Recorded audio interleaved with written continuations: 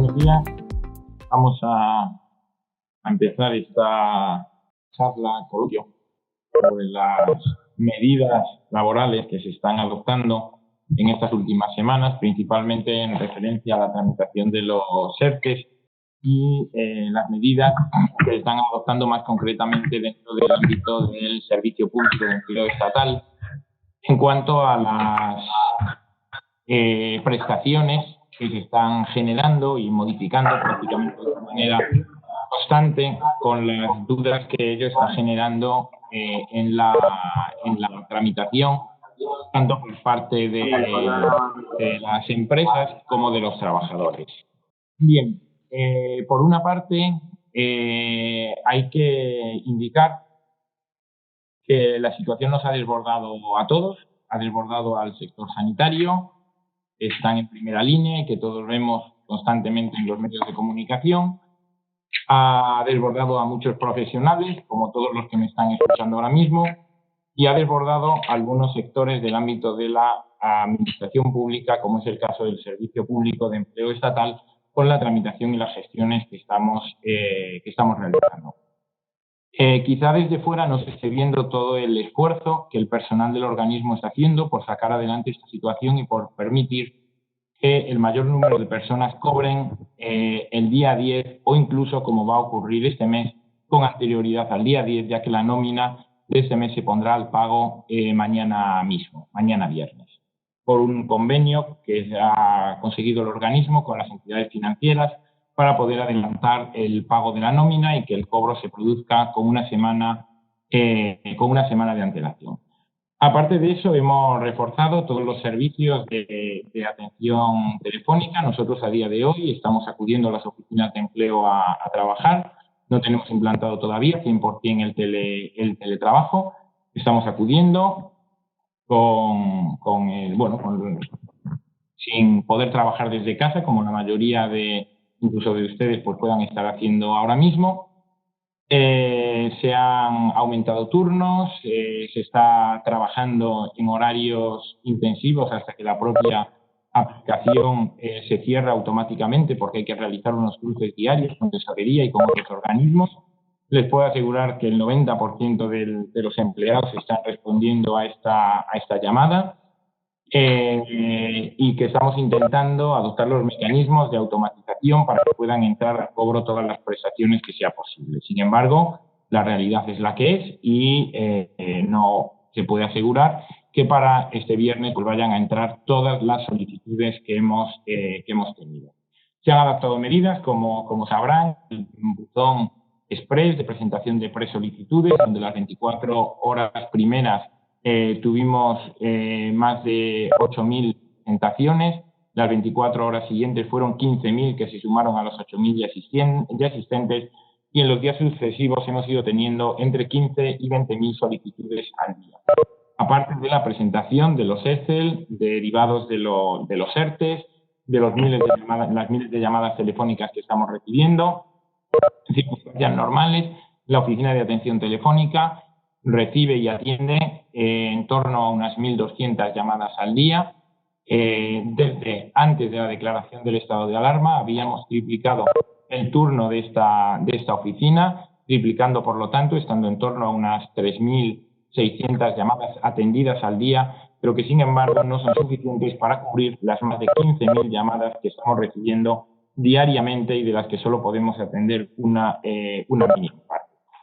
Bien, hecho esta primera análisis de la situación en la que nos encontramos como organismo, pues quería entrar a hablar del objeto de la charla y de la presentación. Por una parte, hablaremos en primer lugar de lo que las medidas que se han ido adoptando. Dentro de ellas, una de las que está generando ahora mismo más cuestiones es el permiso retribuido, cómo y en qué condiciones se va a producir y sobre todo qué juego va a tener respecto de los ERTES, tanto de fuerza mayor como por causas económicas, organizativas, técnicas y de producción. Y en este sentido tenemos que hacer un análisis un poco histórico de la normativa en estas 2-3 últimas semanas. Y aunque estemos hablando de 2 3 últimas semanas tenemos que hablar de análisis histórico de la normativa porque son muchos los cambios que se han producido y muchas de las lagunas que han ido quedando en una legislación que por la premura y la necesidad pueden haber generado muchas dudas. En primer lugar, tras la declaración del estado de alarma, el Real Decreto 8/2020 considera como fuerza mayor la paralización de las actividades que sean consecuencia de esta declaración, de acuerdo con el artículo 116 de la Constitución. En este momento se presentan una serie de solicitudes de expedientes de reducción y suspensión, tanto por fuerza mayor como por otras causas que, con carácter general, todos ellos son admitidos siempre y cuando se limitaran a los motivos y las causas que se prevén en este Real Decreto. Sin embargo, la cuestión cambia con la aprobación del Real Decreto en el que se permite el permiso retribuido, el Real Decreto 10/2020. Aquí lo que se establece en el artículo 1, y hay que entenderlo de esta forma, es que este permiso será de aplicación a todas las personas trabajadoras por cuenta ajena que presten servicios en empresas o entidades del sector público o privado y cuya actividad no haya sido paralizada de acuerdo con el Real Decreto 463 de declaración del estado de alarma. Con lo cual aquí es muy importante la terminología que utiliza el Real Decreto, cuyas actividades no hayan sido paralizadas. Yo aquí hago una reflexión y distingo entre actividades que han sido paralizadas por el Real Decreto de alarma y otras actividades que se han paralizado como consecuencia de la aplicación del estado de alarma. Hay un ejemplo muy gráfico con el que yo creo que se ve bastante bien esa diferencia y es, por ejemplo, el cierre de un colegio, de una entidad educativa. Este centro se ve paralizado por la declaración del estado de alarma, por la emergencia sanitaria, porque se dice expresamente que los centros educativos van a quedar paralizados. Sin embargo, una empresa de limpieza que presta servicio para ese centro educativo, su actividad de limpieza no ha sido paralizada por el Real Decreto de alarma, pero sin embargo, su prestación de servicio en ese centro educativo se hace innecesario desde el momento que el centro está. Por lo tanto, con la entrada en vigor del Real Decreto 10/2020, a partir de esa fecha, una entidad educativa, un colegio que no hubiera presentado el ERTE con anterioridad, lo podrá seguir presentando y entiendo que le va a ser aprobado. Sin embargo, esa empresa de limpieza que ha visto suspendida su actividad, en este momento ya no podría presentar un personal de limpieza que actuaba en ese centro educativo, sino que lo que tendrá que acudir es a un permiso retribuido. Y aquí cuesta, pero hay que entenderlo, el juego que van a presentar, que se va a producir a partir del Real Decreto 10/2020 entre los ERTEs de fuerza mayor, sobre todo, y el permiso retribuido. No quiere decir que la aprobación del Real Decreto 10 con el permiso retribuido vaya a impedir la presentación de nuevos ERTEs o vaya a suponer la denegación de los ERTEs que se presenten a partir de este momento. Bien, en todo caso, y como ya se ha informado suficientemente por el Gobierno, por el Ministerio y por medios de comunicación, es un permiso pagado por la empresa que va a ser que es recuperable y que, por lo tanto, se va a tener que recuperar poniendo como fecha máximo hasta el 31 de diciembre del 2020. El momento, la forma y el periodo de comunicación se establecerá mediante una negociación, un acuerdo entre empresa y trabajadores o sus representantes, donde se establece un periodo de consultas con un plazo máximo de 7 días. La empresa, en caso de que no se haya llegado a este acuerdo, la empresa deberá de realizar un comunicado siempre y cuando se vayan a respetar los periodos de descanso que vengan establecidos en la normativa, en convenios colectivos, en pactos empresariales y que se garanticen en este sentido estos descansos. Sin embargo, la ley aquí deja una flexibilidad en cuanto a la capacidad de determinar cuándo, cómo y en qué condiciones se va a proceder esta retribución.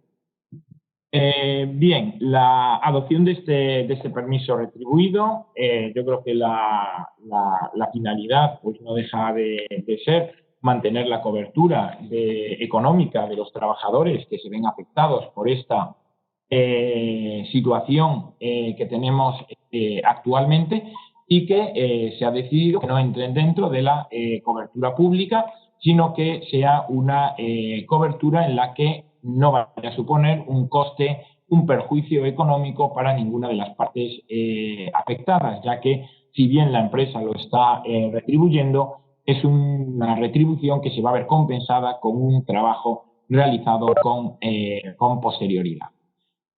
Bien, ¿cómo se puede hacer? Aquí la normativa deja una flexibilidad, incluso la posibilidad de realizar turnos. Lo que se establece es que no necesariamente una empresa va a tener que aplicar este permiso a todo el personal en función de que se vea o no afectada su actividad por la imposibilidad de realizar el trabajo. Por lo tanto, este permiso no es determinante, de que la empresa tenga que limitar absolutamente su actividad, sino que se puede simplemente reducir su actividad, incluso el establecimiento de turnos o la organización empresarial que se quiere oportuno. El tema de los turnos no solamente se establece como un sistema, una medida de organización de la actividad económica dentro de esa facultad de autoorganización que tiene la empresa, sino que se establece además como una medida de prevención sanitaria, ya que el establecimiento de los turnos reduce el volumen presencial de personas en el centro de producción, por lo tanto se reduce la posibilidad de contagios, y por otra parte no todas las personas se van a relacionar con todo el personal, sino solamente con la persona en su turno. Por eso el turno como medida sanitaria lo que aconseja es que sean siempre las mismas personas las que participen en cada turno. Bien, volviéndonos ahora al Real Decreto 8/2020, en el que se establece la posibilidad de realizar los ERTES. Aquí tenemos que distinguir diferentes situaciones. Por una parte, podríamos hablar de trabajadores que están en aislamiento preventivo o que están infectados en un centro de trabajo en donde se sigue manteniendo la actividad productiva, que no ha sido paralizado y que no se ve afectado de una manera directa en la paralización por el estado de alarma. Aquí estas personas pasarían a una incapacidad temporal con los requisitos y características propias como cualquier otra incapacidad temporal. En segundo lugar, tendríamos la posibilidad del centro del cierre de trabajo como consecuencia del estado de alarma. En primer lugar, indicar que el Real Decreto 9/2010, en un intento de mantener el empleo, de que cuando termine el estado de alarma, cuando termine esa situación de fuerza mayor, las empresas, en medida de lo posible, puedan reabrir la puerta y continuar su actividad como con carácter previo a la declaración del estado de alarma, establece que la fuerza mayor no puede suponer en ningún caso un motivo de despido, porque para eso se han articulado otras medidas de suspensión, de reducción y de permisos retribuidos. Bien. Por otra parte, se establece también en el Real Decreto 8/2020 que la fuerza mayor no va a suponer por sí mismo el cierre de una actividad. Por lo tanto, la paralización de la actividad en el ERTE, lo que se tiene que, de alguna manera, justificar es que la fuerza mayor me impide el ejercicio de la actividad. En la medida en que esa actividad se pueda reorganizar de otra forma, sin estar en el puesto de trabajo, sin tener el puesto abierto al público o guardando las medidas que se establezcan, pues se podría llegar a denegar un ERTE en el que no quedara suficientemente justificada esta medida. Y desde el 31 de marzo, como consecuencia del Real Decreto 10, en el que se establece el permiso retribuido, no se podrían tramitar los ERTES que no estuvieran directamente relacionados, directamente paralizados por el estado de alarma. Por lo tanto, aquí tendremos que acudir a la lista de actividades que el Real Decreto de declaración del estado de alarma establece como de paralización inmediata. No supondrá la fuerza mayor la paralización de la actividad inmediata, siempre y cuando nos podamos organizar mediante teletrabajo, mediante cualquier otro tipo de mantenimiento de la actividad. Hay que señalar también que el teletrabajo implica que el puesto de trabajo en ese momento es el ordenador de su casa, es su propio domicilio, es el sitio desde donde esté trabajando el trabajador y exime en este sentido de una evaluación de las condiciones laborales del puesto de trabajo, sustituyéndolo por una certificación de que reúne las condiciones. La fuerza mayor viene determinada en el Real Decreto 8/2020 y nos dice qué es lo que se va a considerar fuerza mayor a partir del permiso retribuido. Lo que no sea un cierre directo, como decíamos anteriormente, no se va a considerar como fuerza mayor a efectos de poder tramitar un ERTE. Y quería pararme especialmente en el periodo de duración de los ERTEs de fuerza mayor. Lo tenemos regulado en la disposición adicional primera del Real Decreto 9/2020, donde se nos dice que el ERTE dejará de producir efectos en el momento en el que se levante finalice el estado de alarma. Tenemos que tener en cuenta que el estado de alarma, según establece la Constitución, el artículo 116 y la ley orgánica que lo desarrolla, lo acuerda el Gobierno mediante Real Decreto por un periodo máximo de 15 días que puede ser prorrogado por 15 días más con el Congreso de los Diputados. Esto implicaría que actualmente estamos en la recta final del estado de alarma y que, por tanto, podríamos pensar al finalizar este segundo periodo de 15 días se va a producir la eliminación del estado de alarma, por lo tanto, la reapertura de centros. No, porque aunque no puede ser prorrogado, lo que sí puede hacer el Gobierno es volver a declarar un nuevo estado de alarma con la posterior posible prórroga. Por lo tanto, aunque la normativa actual está haciendo siempre referencia al Real Decreto actual por el que se declara el estado de alarma, se tendrá que entender o se establecerá de alguna manera que el Real Decreto nuevo sustituirá en este sentido al 463 de declaración de estado de alarma y todas las medidas que se han adoptado para el estado de alarma del 463 se van a entender prorrogadas o ampliadas si hay una nueva declaración de estado de alarma inmediatamente posterior a la finalización de la actual. Bien, y quería pararme en este ámbito porque me ha llegado alguna cuestión sobre la duración de los ERTEs por causas económicas, técnicas, organizativas y de producción. Bien, en el ERTE de fuerza mayor queda clara cuál es la duración del ERTE y el artículo 25 del Real Decreto Ley 8/2020 nos dice que la duración de la prestación será la misma que dure el estado de alarma. Sin embargo, nos lo dice simplemente respecto de la prestación del artículo 23, de la situación del artículo 23, no del artículo del 22, perdón, no del 23. Por lo tanto, se refiere únicamente al de fuerza mayor, no al de causas económicas. La pregunta que me plantean es, ¿cuál es la duración de la prestación por desempleo generada en virtud del Real Decreto 8/2020 para los ERTEs de causas económicas, técnicas, organizativas y de producción?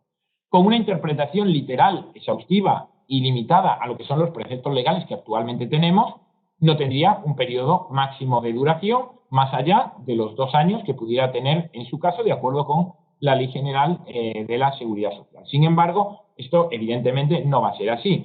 Evidentemente se pondrán unos límites a esta prestación que irá referida a lo que dure el estado de alarma, que es el que genera la posibilidad de producirse ese ERTE, que a su vez genera la prestación por desempleo correspondiente. Bien, ¿qué ocurre con los puestos con los trabajadores de que estén en zonas confinadas como puede ser actualmente Igualada, donde está prohibida la libertad de movimientos, donde no se puede acceder desde municipios externos y donde no se puede salir de este municipio? A su vez tendremos que distinguir las situaciones. Si el trabajador está infectado o si es un aislamiento preventivo, pasará a incapacidad temporal por accidente de trabajo, como veíamos anteriormente. Y si el trabajador no puede acceder al puesto de trabajo, hasta el Real Decreto 10/2020 podía tramitarse un ERTE de fuerza mayor. A partir del Real Decreto 10/2020 se plantearía la posibilidad del permiso retribuido, ya que no es una actividad que esté directamente cerrada por el Real Decreto del Estado de Alarma. Bien, en cuanto a la tramitación de los ERTE por fuerza mayor, voy a ir rápido, porque esto realmente a fecha de hoy, cualquiera de los que estáis escuchando, habéis tramitado más de 1, 10, 15 o 20 ERTEs, por lo cual poco os voy a poder clarificar en esta primera intervención. Sí, seguramente más en cuanto a la resolución de dudas y cuestiones que me podáis plantear. Pueden ser tanto de resolución como de suspensión. Hay una comunicación a los trabajadores, simultáneamente tiene que haber una comunicación a la autoridad laboral, que dispone del plazo de 5 días para dictar la resolución. A la inspección de trabajo se le da la posibilidad, cambia el procedimiento actual, ya que en el procedimiento general siempre hay que pedir informe de inspección de trabajo y seguridad social. Sin embargo, en este caso es una mera posibilidad. La inspección del trabajo dispone a su vez del plazo de 5 días y el silencio es positivo. Bien, lo que quiero comentar aquí de alguna manera es que desde el momento que se creó en el Real Decreto 8/2020 el hecho de que fuera una posibilidad el informe a la Inspección de Trabajo y la Seguridad Social han descendido muchísimo los informes que se han solicitado. De hecho, aquí en Barcelona prácticamente se ha limitado a aquellos supuestos en los que realmente haya una duda razonable por parte de la autoridad laboral para considerar si realmente se está o no ante una situación de fuerza mayor, y lo más importante, el silencio administrativo. Bien, analizando el silencio administrativo, es algo que normalmente en el ámbito laboral, en el ámbito de la administración pública laboral, no se produce. Normalmente el silencio es siempre negativo en este ámbito. Sin embargo, debido a la gran avalancha de ERTEs que se preveía que se iban a producir y a la innegable situación de fuerza mayor en la que nos encontrábamos, pues se entendió razonable poner el silencio positivo. Este silencio positivo automáticamente habilita para poder cobrar la prestación por desempleo a sus trabajadores a través del trámite que realice la empresa en su nombre. ¿Qué es lo que ocurre? Que la Ley 39/2015 de procedimiento administrativo común, al regularnos el acto nulo, uno de los elementos que nos cita es aquellos actos expresos o presuntos que se hubieran dictado en contra del ordenamiento jurídico para los que el beneficiario no reúne los requisitos. Por lo tanto, aunque el silencio administrativo haya sido positivo y aunque la norma me obligue a que el silencio positivo requiere una resolución positiva posterior, porque el silencio positivo vincula, al contrario que el negativo, si fuera un silencio negativo, la Administración tiene que dictar resolución posterior y esa resolución podrá ser tanto positiva o negativa. Sin embargo, en el silencio positivo, nos dice la Ley 39 en el artículo 24 que la resolución posterior tendrá que ser siempre positiva, salvo que la Administración decida declarar la nulidad del acto presunto que se ha dictado por silencio administrativo, en cuyo caso sí podrá dictar posteriormente una resolución negativa. Y en todo caso, señalar también el carácter retroactivo, ya que se rompe el plazo de tramitación de los ERTEs debido a la inmediatez de la situación. Por lo tanto, se puede solicitar con efectos retroactivos al momento de la declaración del estado de alarma. Bien, ¿qué consecuencias principales señala la normativa como derivación de la tramitación del ERTE de fuerza mayor? Por una parte, en cuanto a las cotizaciones, distinguiéndonos aquellos que tengan menos de 50 trabajadores, una exoneración del 100%, las que tienen más de 50 trabajadores del 75%. Muy importante, esta exoneración se va a poder beneficiar incluso sin estar al corriente de pago de las cuotas de la seguridad social. ¿Por qué? Porque aquí estamos en un estado de alarma, en un estado excepcional en el que lo que se pretende es salvar la economía y, por tanto, se establece esta exención que con carácter general sería inviable a aprovecharte de una exención, una bonificación, una reducción sin estar al corriente de pagos de la seguridad social. Bien, y se considera cotización a todos los efectos. Vale. En cuanto a las causas organizativas, técnicas y de producción, que supongo que hoy por hoy será el mayor volumen de ERTEs que estén presentando, lo más importante es que hay que justificar la causa y aquí ya no basta directamente con remitirnos al artículo 22 del Real Decreto 8, donde nos dice que por vinculado al estado de alarma es fuerza mayor, sino que aquí ya lo vamos a tener que justificar con números, con datos, con razonamiento. Y se sigue el procedimiento especial de tramitación regulado en el Real Decreto. Bien, perdón. Vale, prestación por desempleo. Y aquí sí que me quiero centrar un poquito más porque es mi ámbito propio de trabajo, en donde creo que más puedo aclarar y donde creo que las dudas se están produciendo actualmente, sobre todo por la premura de plazos que la normativa ha puesto, las consecuencias sancionadoras hacia la empresa en caso del no cumplimiento de las obligaciones y la novedad que supone estas tramitaciones mediante la presentación de un Excel al Servicio Público de Empleo Estatal. Y antes de nada, lo que quería plantear es que esta prestación, en mi opinión, debía de haber sido considerada como una prestación no contributiva, ya que, para empezar, no se pide el periodo cotizado de 360 días que se exige en la Ley General de la Seguridad Social para el cobro de la prestación contributiva. Se eliminan los aspectos básicos del carácter contributivo, por lo tanto, se podía haber derivado a una prestación no contributiva, una prestación asistencial, lo que hubiera eliminado algunos problemas que posteriormente han ido surgiendo. Muy importante el hecho de que no consume prestación, esto es, la persona que acceda a esta prestación va a poder estar cobrando el tiempo que dure el estado de alarma sin consumir la prestación que tuviera reconocida o que pudiera tener derecho y que podrá solicitar en el momento en el que se produzca una situación legal de desempleo que dé lugar a prestación.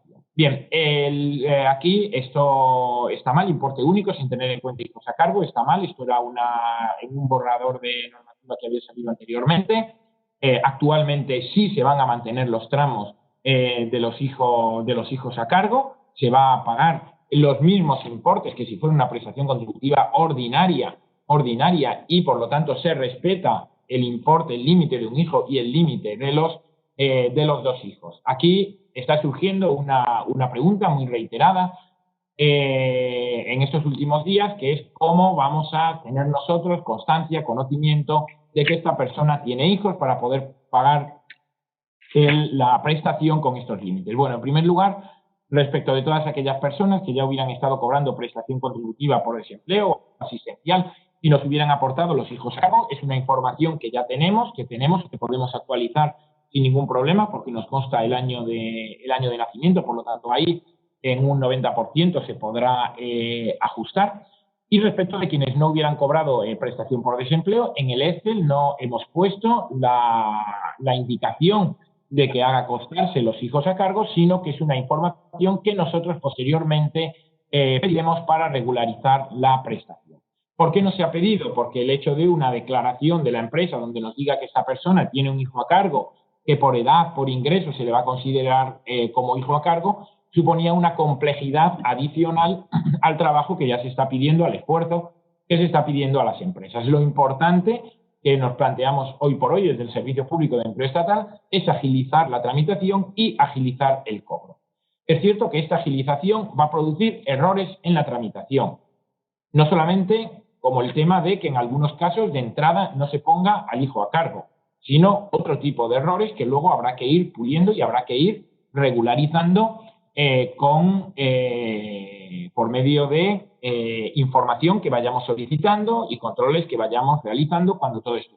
Pero hoy por hoy, el tiempo que nos lleva el ajustar el importe con cargo a los hijos nos supone que hubiera un volumen muy importante de personas que no pudieran cobrar la prestación. Por lo tanto, se ha optado por una tramitación ágil y rápida, intentando incluir al mayor número de beneficiarios posible y, a cambio, dejar algunos flecos que luego habrá que ir recogiendo.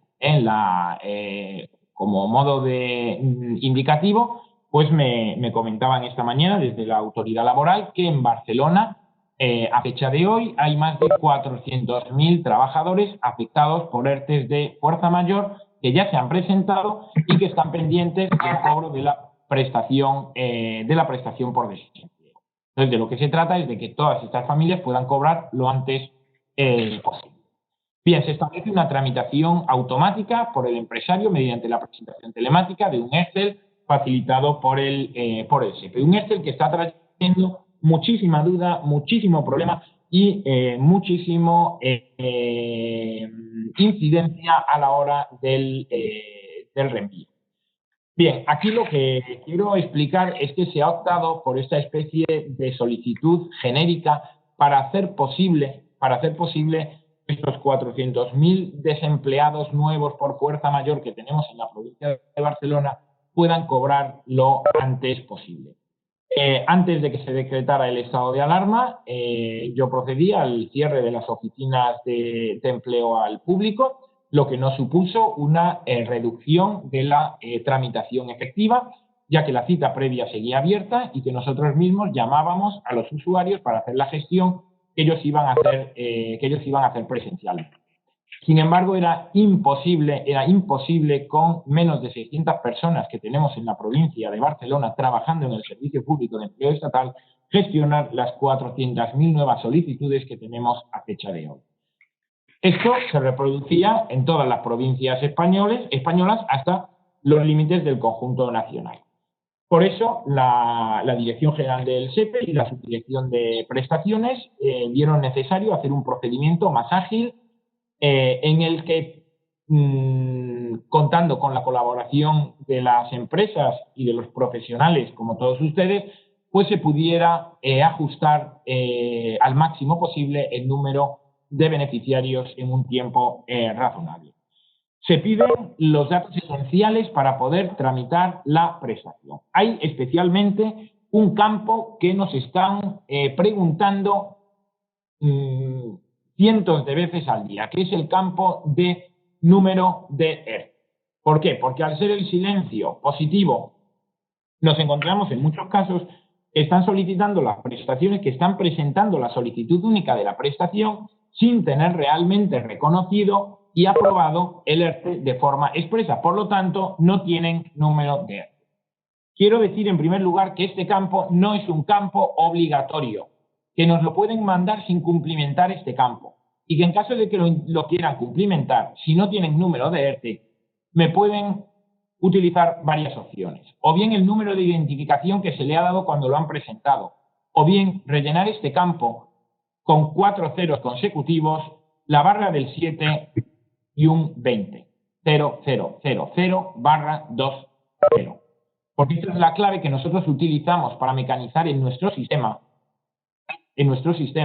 los ERTEs que están derivando de esta situación del COVID-19, para luego poder identificarlos rápidamente y en un momento posterior pues poder realizar los controles, revisiones o cuestiones que tengamos que hacer. Por lo tanto, cualquiera de esas opciones, el número de ERTE si lo tienen, dejar el campo en blanco o rellenarlo con el ID o con 4 ceros barra 20.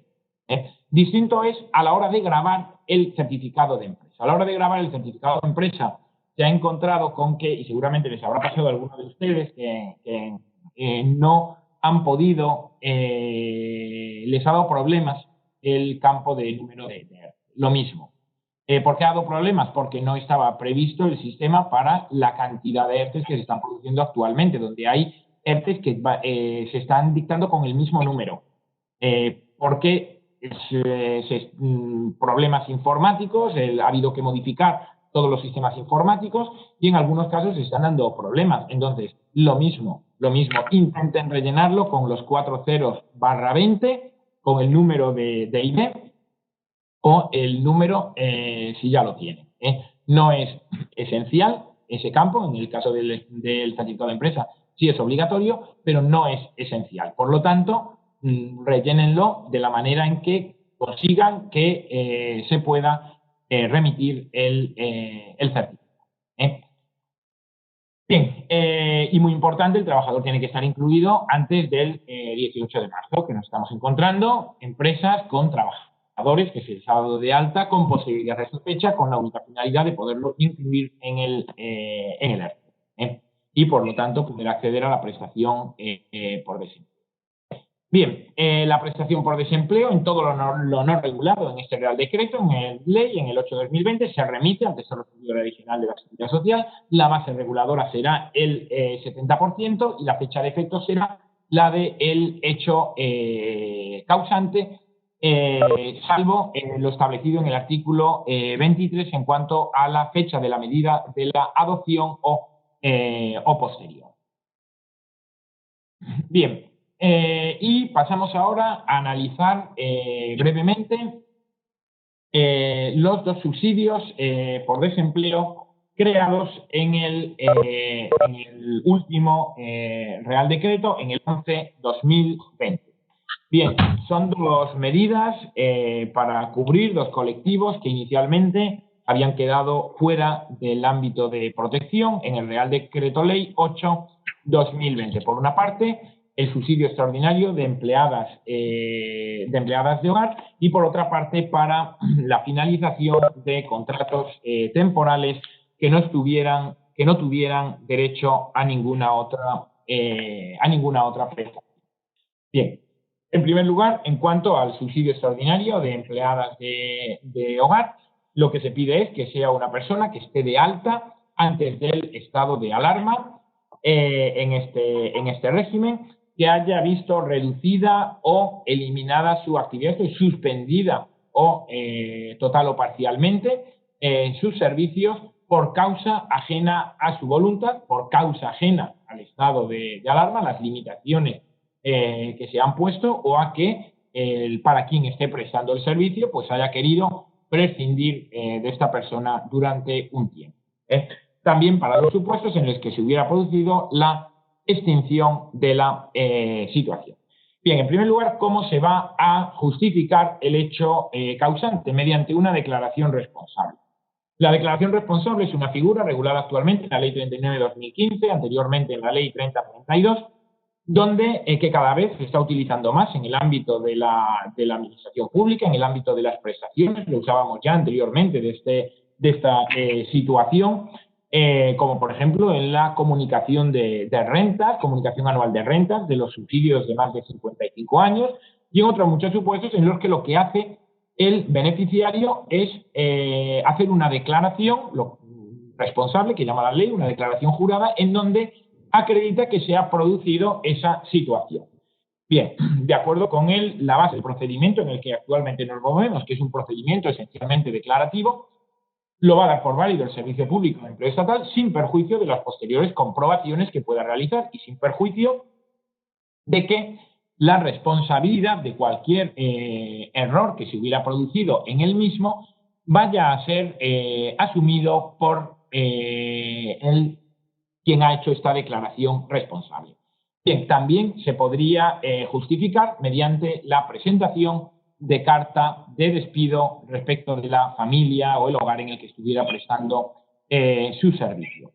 Bien, aquí la ley plantea varias posibilidades en función de si se tiene, si se trabaja en varios domicilios y si ha sido una reducción total o una suspensión.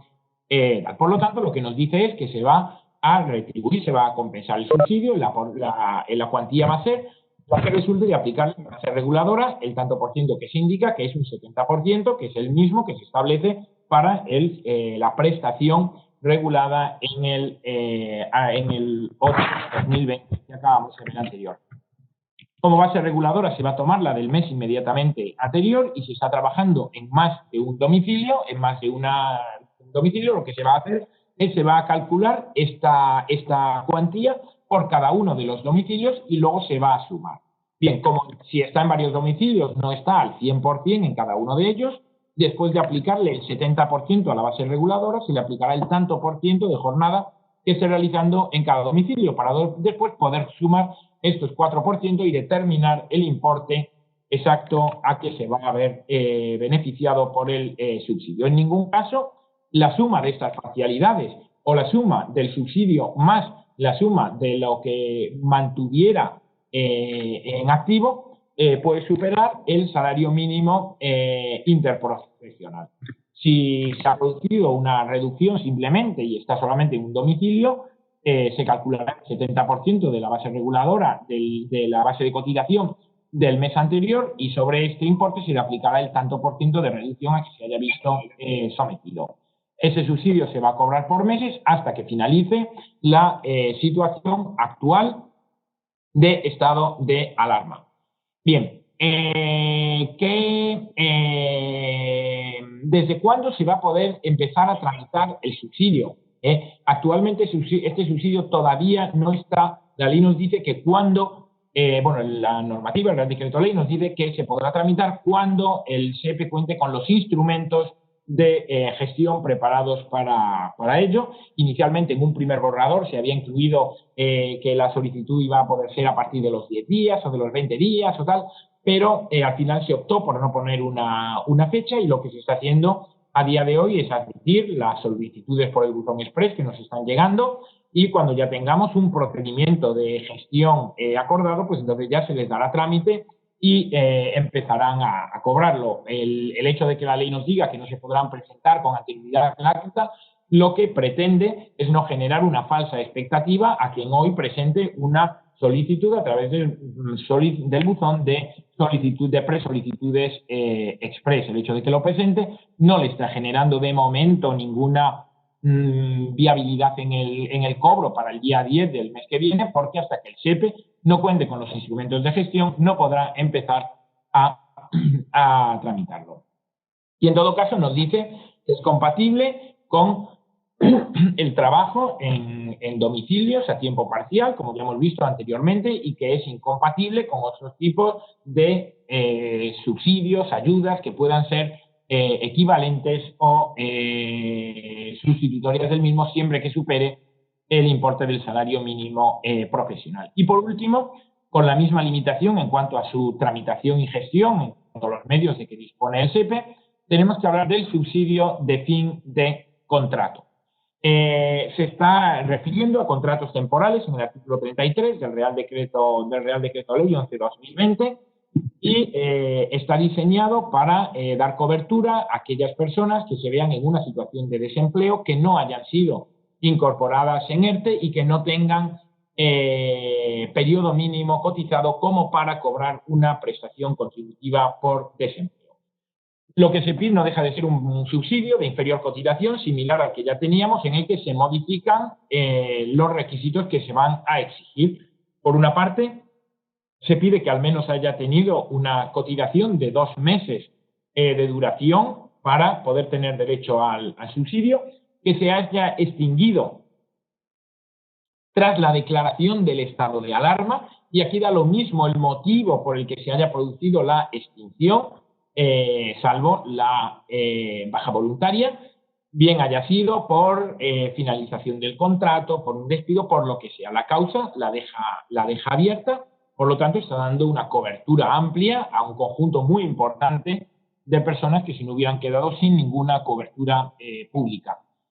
Que carezcan de rentas, de acuerdo con los criterios de la Ley General de la Seguridad Social y los criterios que ya tiene el SEPE establecido para el resto de subsidios, renta activa de inserción y otras prestaciones que ya venía pagando con anterioridad en función de las rentas. Se establece también que no tengan derecho a otra prestación. Si tuvieran derecho a otra prestación, tendrían que agotar primero aquella prestación a la que tuvieran derecho. Y además es incompatible con cualquier otro tipo de rentas, ayudas o importes que esté cobrando con una finalidad similar o equivalente. El importe que se va a cobrar es el 80% del IPREM y la duración inicial que se establece es de 1 mes, con independencia de que se pueda ampliar en función de cómo vaya evolucionando el estado y la situación actual de alarma. Bueno, pues lo que es la explicación inicial sería esto. Muchas gracias, Víctor. Muchísimas gracias por vuestra asistencia y esperemos que os conectéis a otros webinars. Un saludo, hasta pronto.